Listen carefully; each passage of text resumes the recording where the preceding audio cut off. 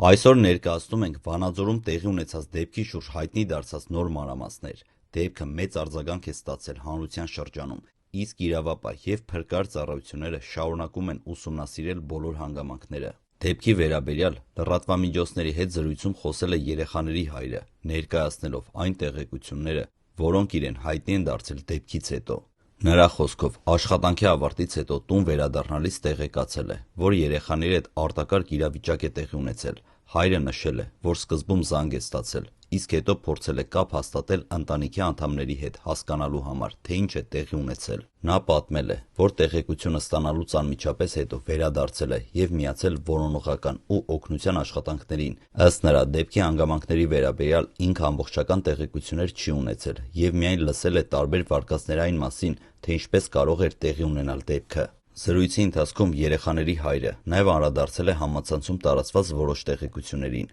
Նա հերքել է այն պնդումները, թե ընտանիքը Արցախից է։ Նրա խոսքով ինքը Շիրակի մարզի Վարդաքար գյուղից է, իսկ ընտանիքը վերջին տարիներին բնակվել է Վանաձորում։ Հայրը նաև նշել է, որ ինքը և երեխաների մայրը բաժանված են եղել, իսկ երեխաները ապրել են մոր հետ։ Դեպքի վերաբերյալ պաշտոնական մարմինները շարունակում են աշխատանքները պարզելու բոլոր հանգամանքները։ Այս պահին հանրության հայտնի չէ ամբողջական պատկերը և սպասվում են լրացուցիչ տեղեկություններ իրավասու կառույցների կողմից։ Մենք շարունակելու ենք հետևել դեպքի հետ կապված զարգացումներին և ներկայացնել պաշտոնական աղբյուրներից ստացվող նոր տեղեկությունները։ Եթե ցանկանում եք տեղեկանալ վերջին նորություններին, հետևեք մեր հրապարակումներին։